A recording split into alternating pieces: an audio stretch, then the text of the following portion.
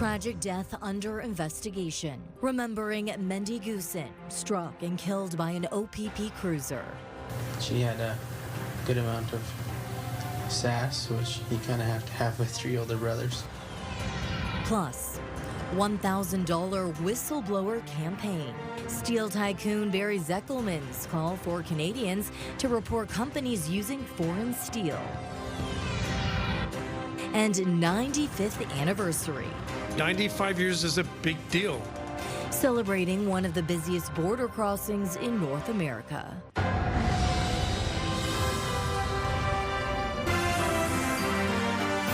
CTV News with Stefanie Masotti.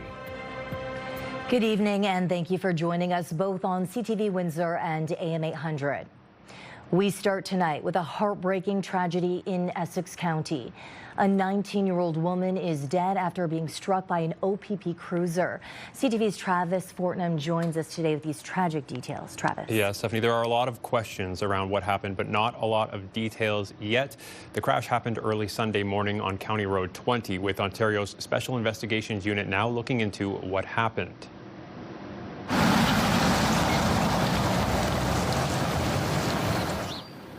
The police watchdog says the OPP officer behind the wheel was driving on County Road 20 near Isler Road just before 4:30 a.m. on Sunday when they hit someone who was walking. The woman was rushed to hospital where she later died. The SIU has assigned 2 investigators, 2 forensic investigators, and a collision reconstructionist to the case. Now, family has identified the 19-year-old killed as Mendy Goosen. Her brother Alex providing CTV News with these photos. He says the family is devastated but want Mendy to be remembered for who she was. Mendy's the baby of their family, born in Ethiopia and adopted when she was 4 years old. Alex talks about her love for the arts, saying Mendy was a talented drawer with an interest in working in the film industry. He says if you were looking for her, you'd find her at a bookstore or coffee shop, adding that she was a bit more on the reserved side but had an amazing sense of humor. She's quiet, but she can be sarcastic, she can be funny, she can be a lot of things. She had a good amount of sass, which you kind of have to have with 3 older brothers. CTV's Robert Lothian spending the afternoon with Mendy's family. We will hear more from them tonight on CTV News at 11. Stephanie. It's great that they're speaking with us. Obviously a challenging time for them. Okay, Travis Fortnum with our top story tonight. Thank you. Another tragedy tonight. A bus driver is dead after a crash on Highway 401 Sunday morning. He was driving dozens of students from Kitchener to Leamington for a field trip. CTV's Brent Lael reports. A bus carrying more than 40 students crashed into the ditch on Highway 401 Sunday, leaving children injured and the driver dead. I was at the very back of the bus, so all I saw was something fly off the side, and then everything was just kind of a blur after that. We've got 42 passengers on board that school bus, 4 of which were transported to the hospital with minor injuries. And unfortunately, the driver of the school bus was pronounced deceased on scene. The bus was taking more than 40 students from Kitchener Collegiate Institute in Waterloo on a 3-day overnight field trip to Point Pelee in Leamington. They were headed to explore nature before the bus crashed just outside London. Twins Maddie and Lily Knight did not wish to appear on camera, but said their driver had a medical episode at the wheel. And then after that, we swerved down into the ditch area. We hit another thing. We didn't know what it was, but we hit it. And then realizing it was a deer. And then we kept going straight and then slid sideways, and everyone fell on me because I was the side that hit the ground. We just opened the emergency hatch thing, and just everyone kind of was helping people get out. Following the crash, the more than 40 students on board were transported by coach bus here to the East Lyons Community Center, where they were reunited with their families. Don't really know how I feel yet, but it was definitely scary. We have young people that, a little traumatic for them to experience something of this nature, and with our members and all first responders getting on scene to make sure that those students that needed care immediately were taken care of. The OPP Traffic Reconstruction Management Team is trying to piece together the cause of the crash and how the driver died. There's no assessment going to be made at this time until we look at all the facts. Brent Lale, CTV News. Windsor police are investigating after shots were fired at a South Windsor home. It happened just after 6 Saturday morning on Academy Drive. Investigators say a masked man pulled up in a black SUV, walked towards the house, then grabbed a gun from the vehicle and fired several shots before taking off towards EC Row. No one was hurt, but police believe the home was specifically targeted.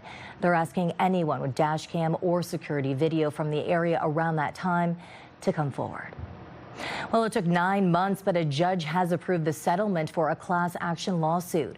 On November 12, 2019, a small electrical fire in the underground parking garage caused extensive smoke damage to Westcourt Place, a residential and commercial high-rise in downtown Windsor.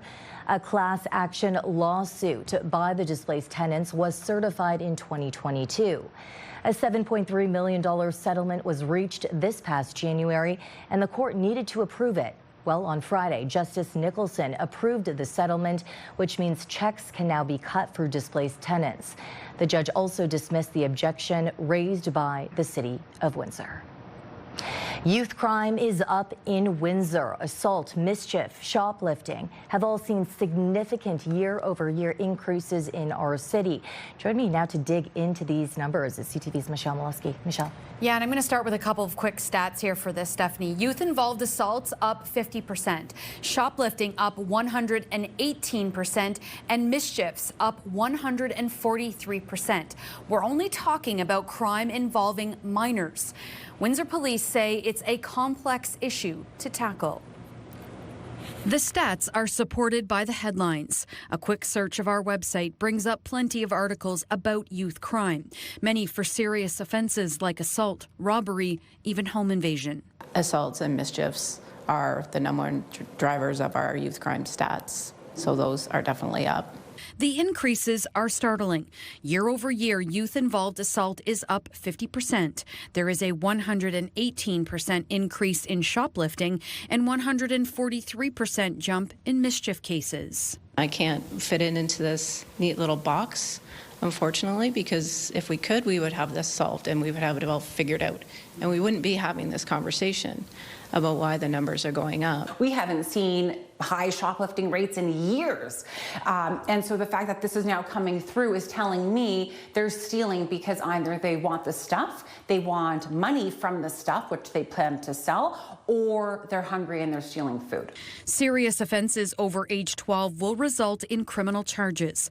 Lesser offenses by younger offenders will be referred to youth diversion for access to counseling, therapy, and other supports. They're coming through oftentimes in pairs or in groups, which is telling us that there's an element of peer pressure that's involved. Conrad also believes social media isn't helping. This notion that it's okay to break the law because you're going to get away with whatever you're doing, right?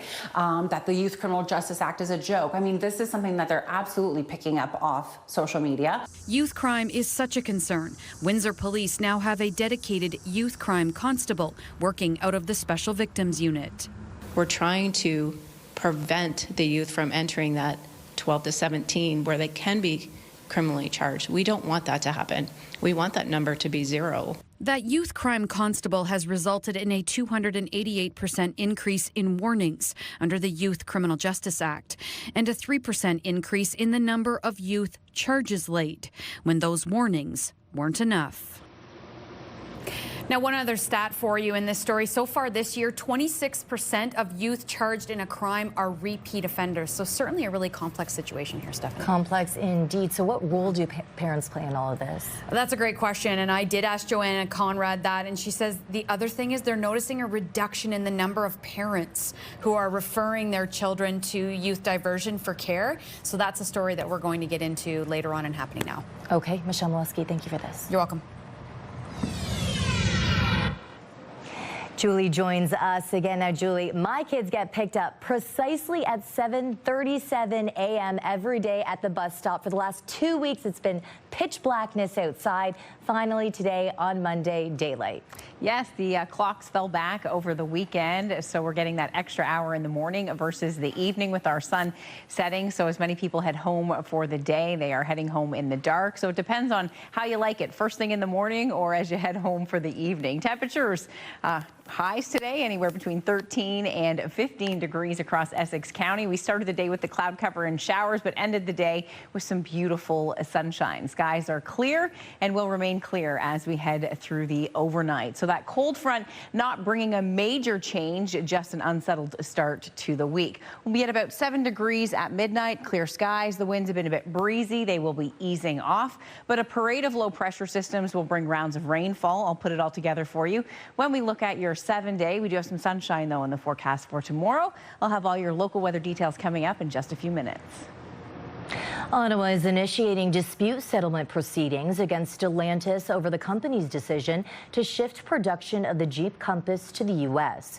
The move from Ontario was announced last month. CTV's Michael Couture on the implications and accountability. Industry Minister Melanie Joly says today's action is based on the belief that automaker Stellantis did violate the billion-dollar contract signed with the federal government. If you make promises and then walk away, you will be held accountable. A blunt message for Stellantis from the federal government. Before being questioned by a parliamentary committee, the industry minister said Ottawa is going after the car maker. We'll start the 30-day period of the formal dispute resolution process in order to bring back production at the Stellantis Brampton facility. In October, Stellantis announced it was moving production of its Jeep Compass from its Brampton, Ontario plant to Illinois. In response, the government capped how many vehicles Stellantis and GM can import tariff-free into Canada. Going to the dispute resolution process could be risky, according to this trade lawyer, because the automaker could play hardball.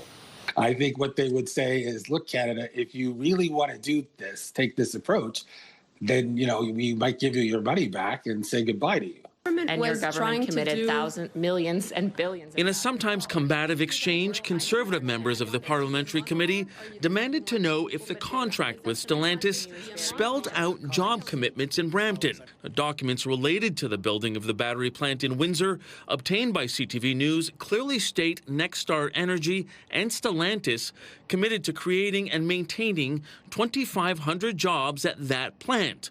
The contract for the Brampton plant has not been released. She could have been very clear if her government made a 3,000 job commitment for Brampton or a broader Canadian footprint agreement. She was not clear on that. That tells me there isn't one. Minister Joly told the committee the car plants in Windsor and Brampton are linked, as are the contracts. Adding MPs will be able to see that when the Brampton contract is presented at another committee. Michael Couture, CTV News, Ottawa.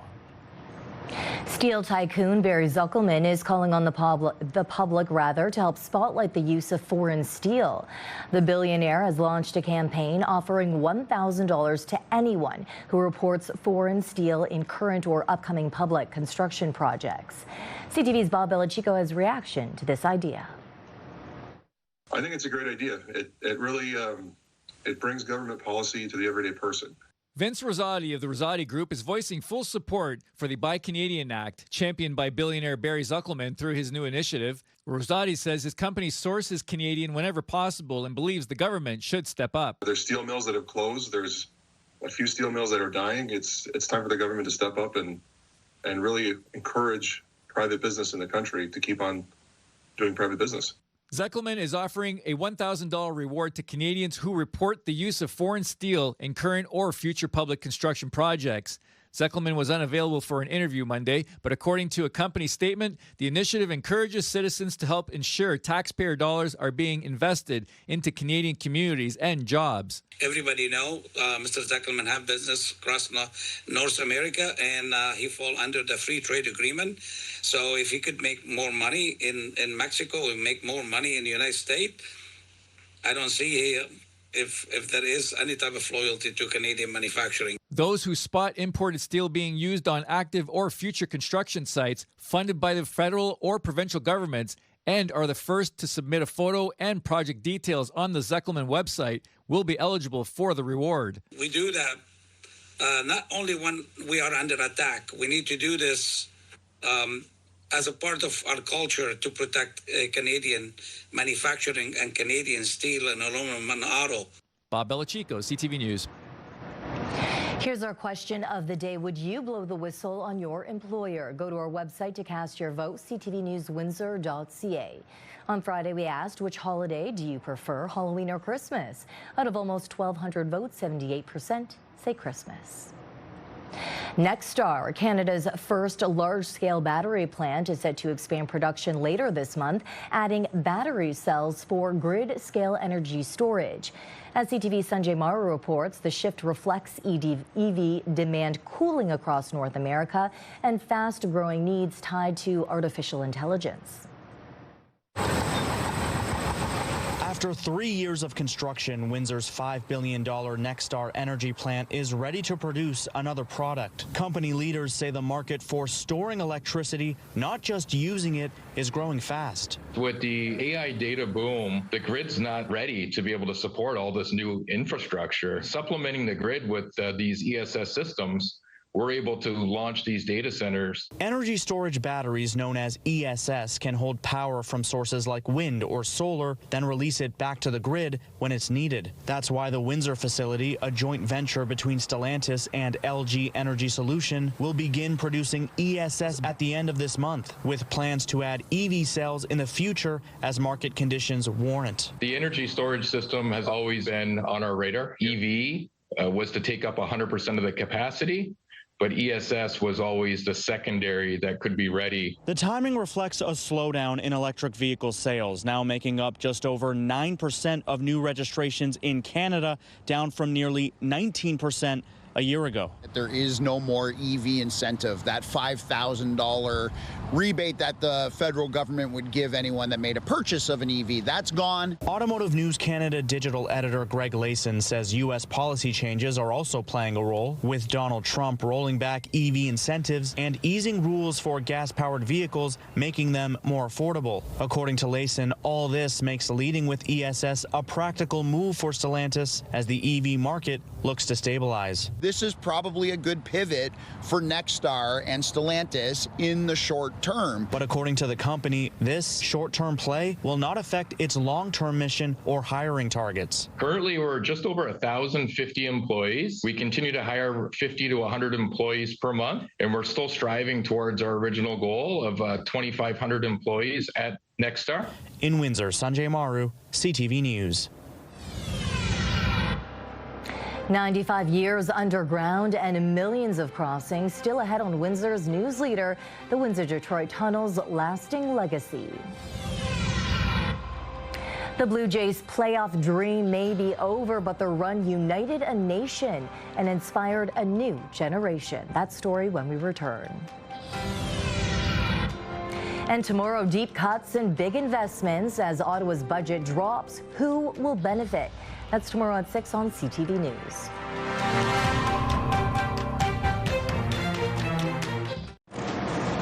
At least 20 people are dead and more than 600 are injured after a 6.3 magnitude earthquake rocked in Afghanistan yesterday, according to local health officials. Officials warn that the death toll could rise as rescue workers continue digging. The U.S. Geological Survey said it struck around 1 a.m. local time. That's 3:30 Eastern time at a depth of 28 kilometers. Poor communication networks and infrastructure in mountainous regions of Afghanistan have hindered disaster responses in the past. The country's famous Blue Mosque was also damaged. A London judge has denied bail for the man behind Creeper Hunter TV. 45-year-old Jason Nasser was arrested last week, accused of breaching his release conditions by attending a screening of a documentary about him, which was also attended by his previous victims' family members. London police laid multiple charges, including new counts of harassment. A publication ban was put in place during today's all-day bail hearing. Nasser remains in custody at least until his next court appearance on Wednesday. U.S. President Donald Trump says he will not be attending the upcoming Supreme Court arguments, which will decide the legality of his global tariffs. Without tariffs, without our being able to use tariffs freely, openly, and and in every way, we would suffer tremendously from a national security standpoint. The national security of our country is at stake. It's the biggest, I think it's one of the biggest decisions in the history of the Supreme Court. Starting on Wednesday, America's highest court will begin hearing arguments that Trump overstepped his authority when he invoked the International Emergency Economic Powers Act to impose most of his tariffs. The case will be closely watched in Canada as the country still faces the threat of an additional 10% tariff over Ontario's anti-tariff ad campaign. However, the ruling will not impact tariffs that are already in place on Canadian steel, aluminum, auto, and lumber. The remarkable playoff run of Canada's baseball team may have ended in a heartbreak, but the impact it had lives on. The Toronto Blue Jays brought together an entire country as the team tried to win its first World Series title in over 3 decades. CTV's John Venevali-Rao on how the Jays inspired a new generation of athletes and fans. While much of the country was caught up in Blue Jays fever for the last month, for those wanting to make it to the big leagues, the playoff run, regardless of outcome, was hugely inspiring. It gives me extra motivation to come in here. This Blue Jays team is really motivating. I'm here just getting work in, trying to get to another level. Every kid at this training facility in Burlington, Ontario, has dreams of playing at least college-level baseball in the U.S., and many swinging for the majors, including 11-year-old Mateo, who last week told us he wants to play for the Blue Jays so much, he'd sign with them even if it meant a pay cut. If I was getting more money somewhere else, I would still want to go to the Jays. I want to play in the Rogers Center. And facilities like this now anticipating a surge in interest, with the Blue Jays' World Series appearance getting more young people excited to play the game. It grows it. It grows baseball. It makes it where it's real, it's an achievable dream. Now, according to Baseball Canada, across the country last year, nearly 250,000 Canadians registered to play the sport. After the incredible World Series wins in '92 and '93, more kids started playing baseball. It was the same after the playoff runs in 2015 and 2016. And now another bump is expected in the spring. It's exciting. I mean, it creates some capacity challenges for us to be able to handle, all the people that want to start to play baseball, but that's a good problem for us to have. Baseball Canada notes the girls' side of the game has also seen significant growth in recent years, and that too could see a boost. And it's hoped, thanks to the interest generated by the Jays, there may be more Canadian stars on the field in the years to come. John Venevali-Rao, CTV News, Burlington, Ontario. Traffic is once again flowing unimpeded beside the Outlet Mall in LaSalle. Construction is now complete on the roundabout at the corner of the Sandwich West Parkway and Heritage Drive.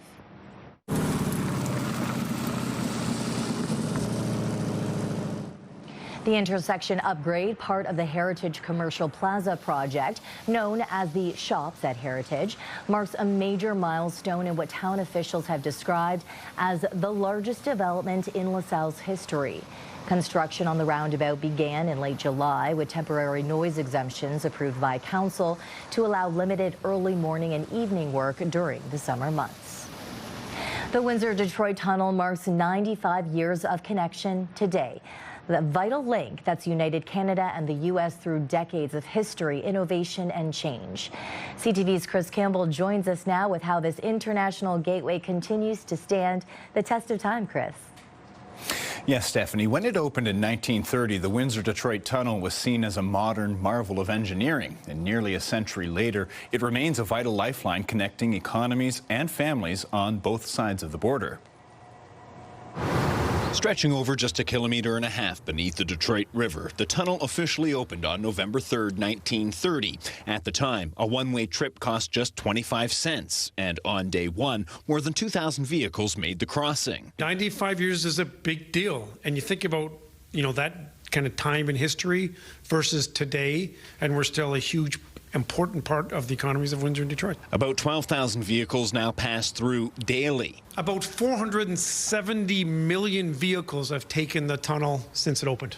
$470 million, that's a lot. Officials say years of upgrades from ventilation and lighting to tolling technology have kept the tunnel strong and secure. The funny thing is the tunnel, again, built in 1930, cars were smaller, so we have just 12 feet of road on either side. Standard roads now are 13 or 14 feet.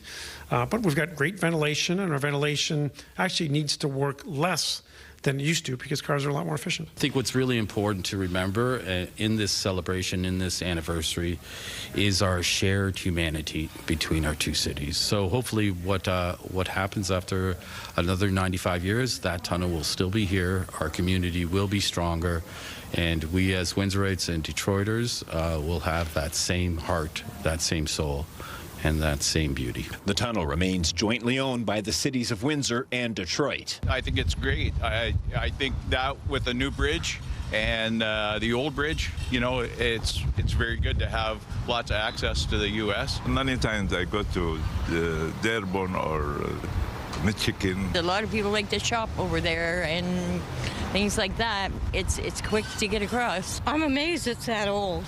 I thought maybe around World War II, but 95. Wow, that's a lot. Listen, it's a crucial connection for automotive, manufacturing, and just people, right? Families, friends, sports fans, moviegoers. Like there's just a whole bunch of, we're the #1 passenger vehicle crossing connecting Canada and the United States. As it approaches its 100th year, officials say the Windsor-Detroit Tunnel isn't just a route under the river, it's a lasting reminder of connection between two communities that continue to move forward together. Stephanie? So many interesting facts there, Chris. Congratulations on 95 years. Thank you, Chris Campbell, tonight.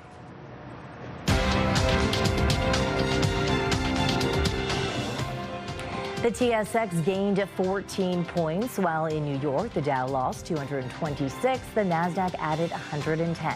The Canadian dollar fell a fifth of a cent. On commodity markets, gold gained more than $17 an ounce, and oil is up 7 cents a barrel. Can artificial intelligence do a better job diagnosing an illness than a human? Coming up, the rise of Canadians turning to ChatGPT over the doctors.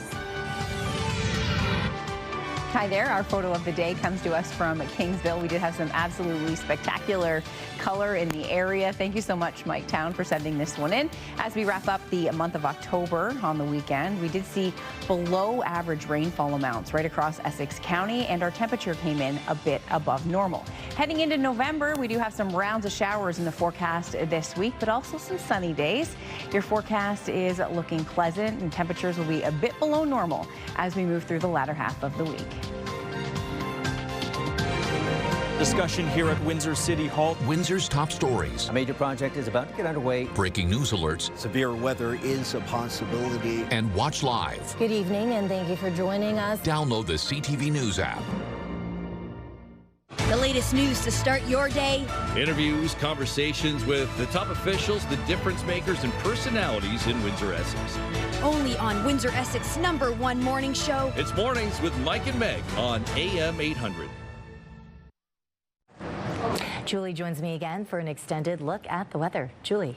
Thanks so much, Stephanie. It's been pretty breezy out there. Our wind gusts topping about 60 kilometers per hour at the Windsor Airport this afternoon. We made it to 15 degrees. Lots of sunshine as we move through the late afternoon. We did start the day with the cloud cover and showers associated with the cold front. The low temperature last night dipping down to 5, so we were well above normal today. A normal daytime high 11. Our sun setting now at 5:22. Skies are mainly clear right across Essex, Chatham, Kent, and Sarnia, Lambton. Still some rainfall in and around the Golden Horseshoe, but other than that, all of that rain and precipitation has now moved off to the east. There's the cold front that moved through the area. The winds will continue to be gusty over the next couple of hours, and then as we move to around 10 to 11 o'clock tonight, the winds will really start to wind down. High pressure's in control across the prairies. You can see skies are mainly clear and weather patterns fairly quiet in Western Canada. As we go out 48 hours, we will have our next low pressure system come in. However, tomorrow looks absolutely beautiful. We have lots of sunshine in the forecast through the day. We will see increasing amounts of cloud cover as we head into Tuesday afternoon, Tuesday evening, and then periods of rain expected to develop Wednesday. Now you can see the main moisture staying north of us, so expecting cloudy skies through the day with just the chance of showers moving in Wednesday afternoon.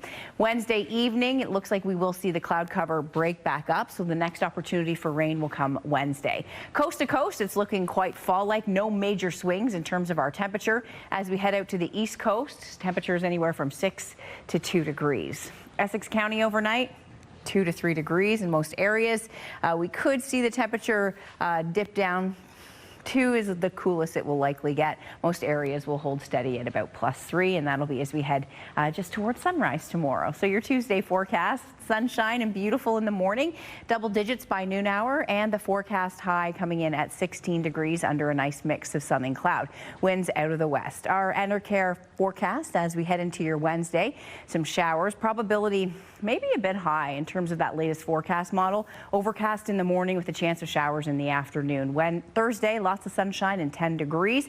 And as we head into Friday, about a 40% chance of showers. Now, there will be a series of low pressure systems moving through the area as we head into the weekend as well. Temperatures are set to drop off Saturday into Sunday with daytime highs around +8. It'll be 6 degrees with the risk of a rain-snow mix on a Monday. And yes, I said the word snow possibility, and the only reason is the temperature dips down to the freezing mark. So depending on the timing, we could see a few flakes mixing in. Unlikely at this point, but I had to just give you a heads up. So tomorrow will be beautiful, lots of sunshine and nice and warm in the afternoon. Make sure you get out and enjoy it. And there's a chance for showers moving in by Wednesday afternoon. Lifetime, brought to you by Safeguard Medical Alert Systems. All of us have used Dr. Google in the past to look up symptoms and even self-diagnose. Now with AI, many more people are getting advice before even seeing a doctor. But as CTV's John Hendricks shows us, doctors say you should take that advice with a large grain of salt. When Joanne Mason was experiencing symptoms related to her blood pressure, her first consult wasn't with a doctor. It was with ChatGPT. Okay, I have some symptoms, and do they match up that it's, urgent care or to the emergency? Mason is far from alone. Yeah, so ChatGPT is my new doctor. According to a 2024 poll by the Canadian Medical Association, 75% of Canadians have gone online to get information on a health condition or symptom. 69% looking for treatment options for a specific condition. And Doctors Manitoba says this isn't a new phenomena. We have had patients engaged in their care and doing their own research ever since online information became so accessible. What sets ChatGPT and other large language models apart from Dr. Google is the authoritative way it communicates that information to users. But the quality of that information can be suspect. Those search engines and those AI technologies are only as good as the information that they have access to on the internet. There's good information, but there's also misinformation. But even if AI isn't ready to replace the advice of a human doctor, that doesn't mean it can't be a big help. Dr. Nichelle Desolé says physicians in Canada are already using artificial intelligence transcription programs to cut down on their administrative work. AutoScribe records patient-clinician conversations in real time. And University of Winnipeg computer science professor Chen Liu says AI is already quite good at diagnosing abnormalities in some test results. AI can do a better job. In the literature, the performance is better, accuracy is better than human doctor. It points to a future where AI will be used more and more in healthcare, a future Joanne Mason is ready for. I find it very useful, AI in many ways. John Hendricks, CTV News, Winnipeg. Turning the clocks back over the weekend gave us a chance to gain an hour of sleep. But as CTV's Pauline Chan tells us, for those with chronic insomnia, there are new treatments to explore. Meditation and reading before bed are two of the ways that Andrew Morris tries to deal with his chronic insomnia. I've tried all the kind of standard approaches: meditation, mindfulness, exercise, sleep hygiene, like supplements, sleeping pills, you name it. I've tried everything. Insomnia is the inability to fall asleep or to stay asleep. If the symptoms are present for 3 times a week for 3 months, then we know that that's a situation where your insomnia needs to be looked at, needs to be treated. 16.3% of Canadians are living with a diagnosis of insomnia, with up to 30% having regular difficulty sleeping. Dr. Michael Mack says medications, exercise, meditation, in addition to good sleep hygiene, can be helpful, but many are not aware of the latest treatment. The treatment that we advocate for all patients to get is something called cognitive behavioral therapy for insomnia. CBT has been successful in the past for anxiety, OCD, and other disorders. It's a form of psychotherapy that trains patients to change how they think and behave.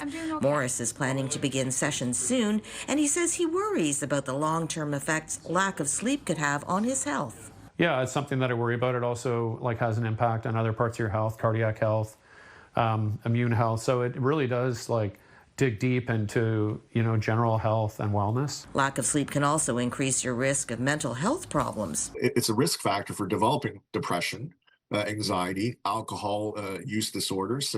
It's associated with psychosis, and in the worst cases, it can also be associated with cardiovascular problems like hypertension. Dr. Mack says gaining an hour of sleep this weekend isn't usually a problem, but it can be disruptive. And if you have long-standing sleep problems, talk to your doctor.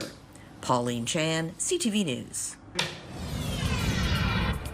A new community hub coming up on Windsor's news leader.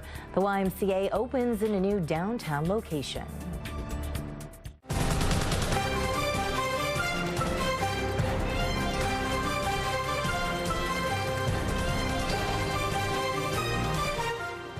A Windsor family's devastating loss has inspired 20 years of hope. The Caitlin Bedard Bone Marrow Association marked its 20th annual Bowling for Bone Marrow event this weekend, a fundraiser that's become a national effort to raise money, awareness, and support for patients across Canada. She was only here for a brief time, but she's forever in our hearts. She made us laugh every single day. She would have turned 24 this past Tuesday. We started with this goal of raising awareness. We thought we'd do a few community outreach things, and for it to turn into an organization where we've raised over $1 million, we've helped hundreds of families across Canada. We found bone marrow matches for people. It's so heartwarming. I can't believe what we've been able to accomplish. Cheers to 20 years!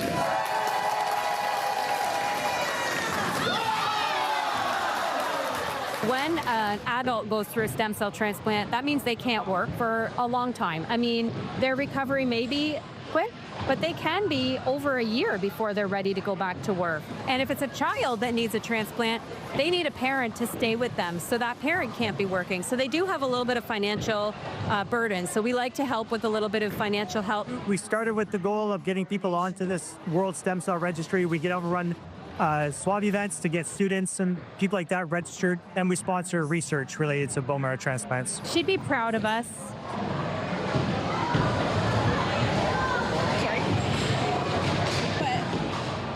She'd be happy, I could see her being, if it was an organization, if we had it when she was here, I could see her being involved. She's a lot like her sister and her brother. They just like to help, and I think that Katie would have been the exact same way. A grand opening today of a new community hub in downtown Windsor. The YMCA Learning and Career Center opened at the university's downtown campus. The Wise Learning and Career Center is now open at 300 Olette Avenue.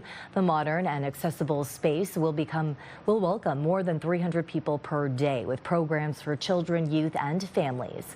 According to officials, the YMCA is the largest childcare provider in Canada, including Windsor. One noticeable difference from models of the past is the exclusion of a pool and a fitness component. There wasn't private options available the way that there are today. So the community changes and evolves. Some communities, the model still works very well. Some communities, it doesn't work as well. And so we have to evolve as times evolve and as people's needs evolve. And that's what the Y is here to do, is to serve community. This is your CTV Windsor Hour Community Calendar. Get ready to get your jingle on. Join us Sunday, November the 9th at Ken Knapp Ford for the Jingle Bell Run, Walk, and Wheel in support of community living Essex County. See you next time on Our Community.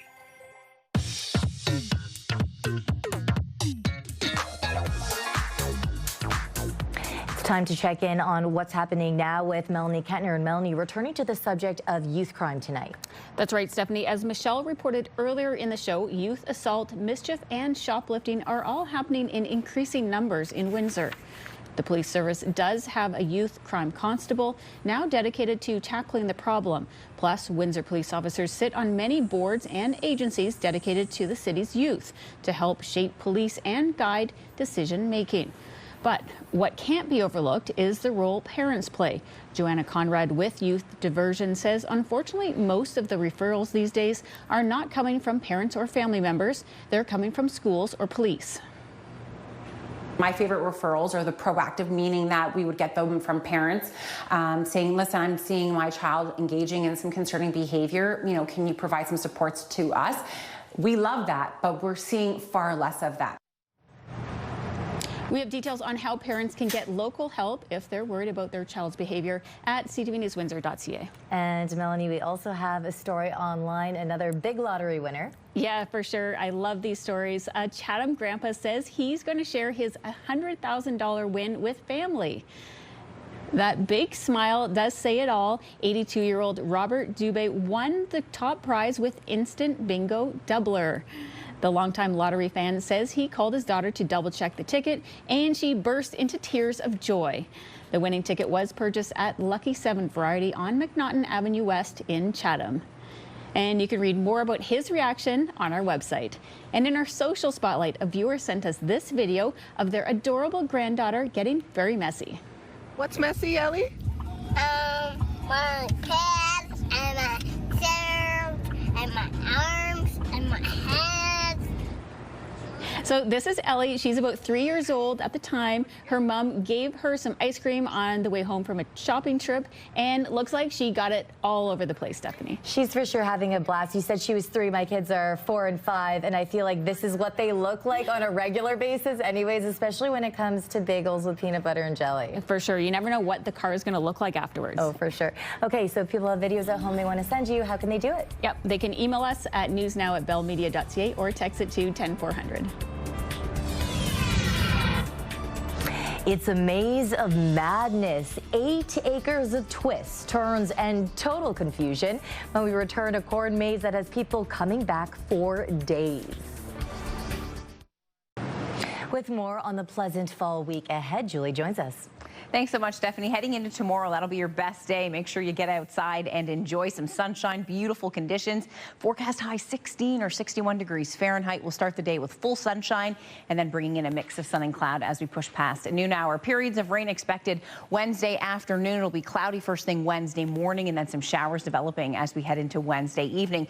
This will be the first in a series of low pressure systems that'll be moving through this week. We're back to full sunshine on Thursday and 10 degrees. And then as we head into Friday, the chance of showers. Probability on the lower end of Friday. But the Friday cold front will bring a cool air mass for the weekend, and we could see some flakes of snow mixed in as we head out a week. Possibility as those temperatures drop off. So in terms of this week, we'll be in and out of sunshine, or if you prefer, in and out of showers. We do have some rain in the forecast as we head into midweek. And it looks like Wednesday afternoon, you'll need your umbrella. Back to you. Okay, Travis, you're working on the 11 o'clock newscast for us. Some concerning news coming from across the border. Yeah, we're learning more about that FBI thwarted potential terrorist attack over in Dearborn, Michigan. That was busted by the FBI late last week. Court documents today revealing who's been charged and where they might have been planning to target. And we'll also have more from Mendy Goosen's family tonight at 11, as mentioned earlier. Yeah, tragic incident there. Okay, we leave our viewers tonight talking about a corn maze in Connecticut. It's getting some buzz on social media. Some people listen to this are spending 3 hours inside of it. Others coming back over multiple days just to complete a challenge. NBC's Andrew Rowan tried to get lost in it all. Oh, you've never been here before? No. All right, well, we love rookies. These newbies are all ears about 8 acres of confusion. So the theme this year? is get lost in entertainment. There's the TV, the music notes, even a slate board. We've had some people say it was a little bit harder this year. The stamping stations are like really well hidden. The goal isn't just to get in and out of this corn maze. Hidden among the stalks are 16 different stamping stations, and you got to collect them all to win a prize. So if you find stamping station 11, you stamp 11. These guys spent an hour and only found 2 of them. I said, are they tricking us and there's not really none out here? Finish it this time. This family has been here 4 times this season. You can come back at no charge. And finally found them all. How was it? The corn maze has been a tradition in Preston for 26 years. There's a knot right there, and then if I roll it out... Jerry Graberick uses this rope for the design starting in July. His son Matt handles the hidden stations that one reviewer said took 3 hours to find. That feels like an accomplishment on your end, no? Oh, yeah. And no, you can't truly get trapped. You're actually right at the outside perimeter right here. Just walk to the edge and find the exit loop. Little harder, but not. I think it was probably the same. In Preston, sometimes you just have to get lost to come together. And when the corn maze comes around, we just find our way back to each other. Usually it's stressed when I'm inside of corn mazes. I know it takes so long to complete this one, but I like how there's so many exits along the perimeter just in case. Yeah, and it looks like a nice way to spend a day, right? And then go for maybe some hot chocolate or something after that, or you'll need to warm up. I'd like to know more about how they make it, though. They showed that rope. I'm not really sure how that works. Yeah, but clearly it's a popular thing to attend. 26 years. Okay, yeah, that's pretty good. On behalf of our dedicated team here at CTV News Windsor, thank you for watching. For updates throughout the evening, go to ctvnewswindsor.ca. I'll be back with your only late local newscast tonight after the football game. Good night.